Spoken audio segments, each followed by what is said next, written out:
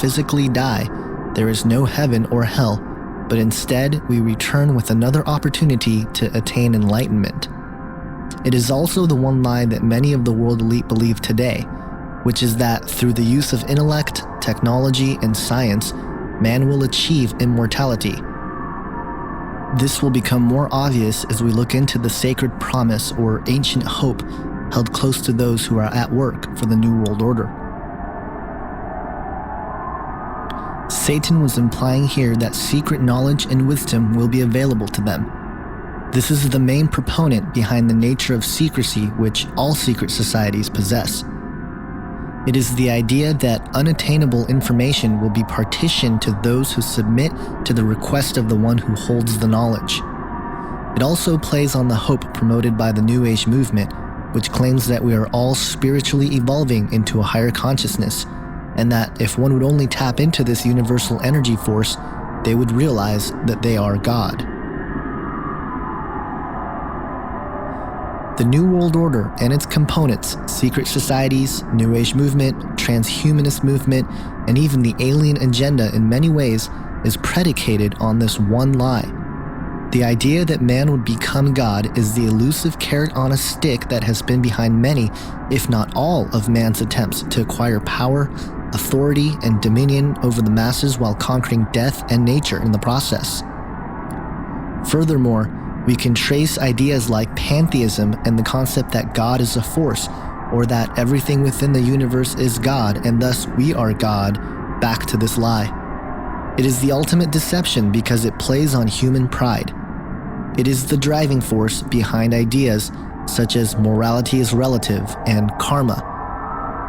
It is the denial of evil and accountability to sin. This is the core of the Luciferian doctrine. It is the blueprint to what the select group of men have been working on for centuries. Exclusive knowledge to achieve immortality and become gods, all without the help of the Creator God, but by our own use of intellect. As we will come to see, this idea, which goes by many names like the Sacred Promise and an Ancient Hope, has been sought after by men for centuries. Here's the way they look at it. Here's their metaphor for the end of innocence. Adam and Eve were held prisoner in the Garden of Eden by an unjust, cruel, and vindictive God.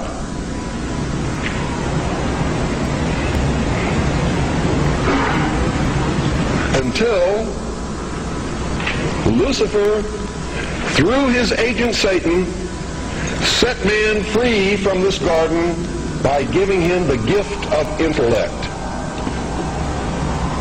Through the use of intellect, man will conquer the earth, will conquer nature, and will himself become God.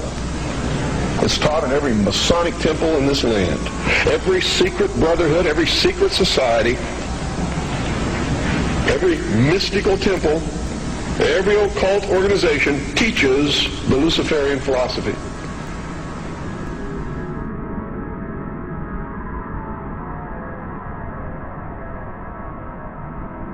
When our founders declared a new order of the ages, they were acting on an ancient hope that is meant to be fulfilled. I believe, and if you read esoteric wisdom philosophers and teachers and so on, this ancient hope is the idea that there has been a plan, an ambition contained within secret societies for thousands of years to resurrect the lost empire of Atlantis. And for those who don't know, the whole idea of the new Atlantis and the New World Order and the New Order of the Ages are, if you read the writings of these societies, they are all one and the same thing. The ancient hope, of which Bush refers to in his second inauguration speech, demonstrates that Bush, or at the very least the authors of his speech, are well aware of the plan initiated by an ancient occult hierarchy, now operating as secret societies to forge a world empire. The promise to those who help build this empire is that they will attain godhood themselves and become a part of a family of perfected human beings. Manly P. Hall, a 33-degree Freemason, an occultist and regarded as one of the greatest authorities on the topic of secret societies and Freemasonry in particular, reveals in his book, The Secret Destiny of America, quote, "In this way, the old dream of the philosophic empire descended from the ancient world to modern time. Secret societies still exist, and regardless of the intemperance of the times, they will continue to flourish until the quest is complete. For more than 3,000 years, secret societies have labored to create the background of knowledge necessary to the establishment of an enlightened democracy among the nations of the world." End quote. Hall goes on to explain that America was not founded as a constitutional republic based on biblical principles, but rather a massive experiment of social engineering formed out of the principal visions described in Sir Francis Bacon's book, The New Atlantis, in 1627. The basic principle was that the goal of attaining human perfection and a utopia that would come with it is the ultimate plan put forth and worked on since antiquity. He goes on to say, quote, "The supreme human purpose is the perfection of man. This must come first, and when this end has been achieved, all good things will inevitably follow." End quote. These principles all stem back from what is known as the ancient mystery school teachings.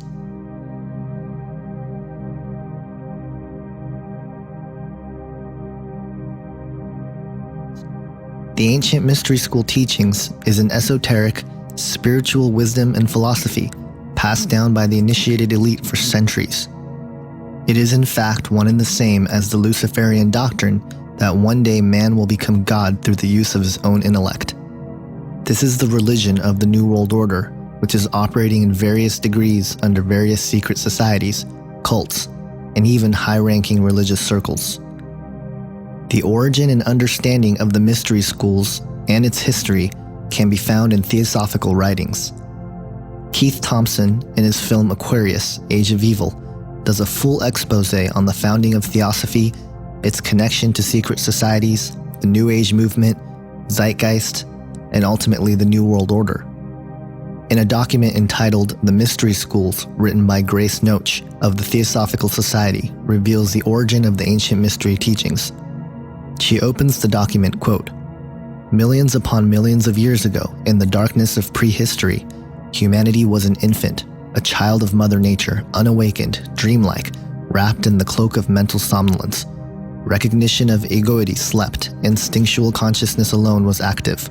Like a stream of brilliance across the horizon of time, divine beings, Manasaputras, sons of mind, descended among the sleeping humans, and with the flame of intellectual solar fire lighted the wick of latent mind, and lo, the thinker stirred. Self-consciousness wakened, and man became a dynamo of intellectual and emotional power, capable of love, of hate, of glory, of defeat. Having knowledge, he acquired power. Acquiring power, he chose. Choosing, he fashioned the fabric of his future, and the perception of this ran like wine through his veins." End quote. She goes on to explain the Atlantean connection as, quote, "Time marched on and the race waxed lustily in power.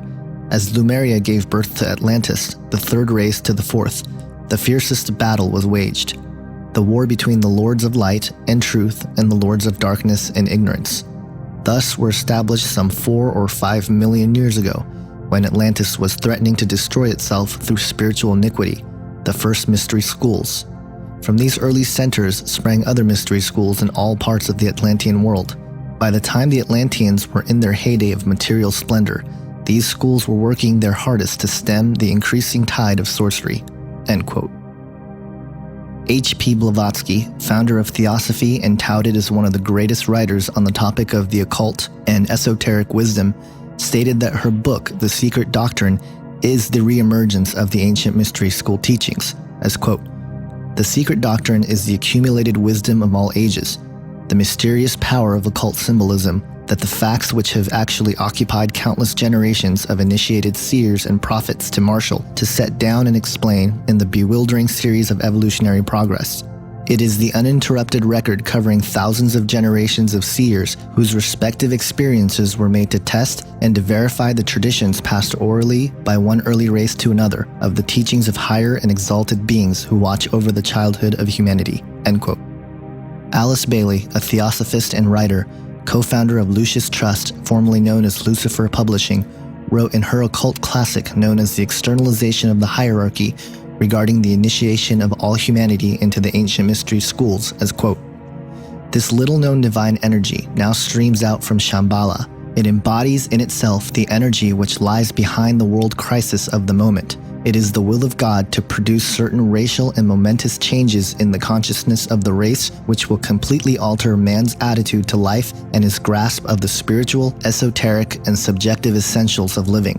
It is this force which will bring about, in conjunction with the energy of love, that tremendous crisis imminent in the human consciousness, which we call the second crisis, the initiation of the race into the mystery of the ages, into that which has been hid from the beginning," end quote.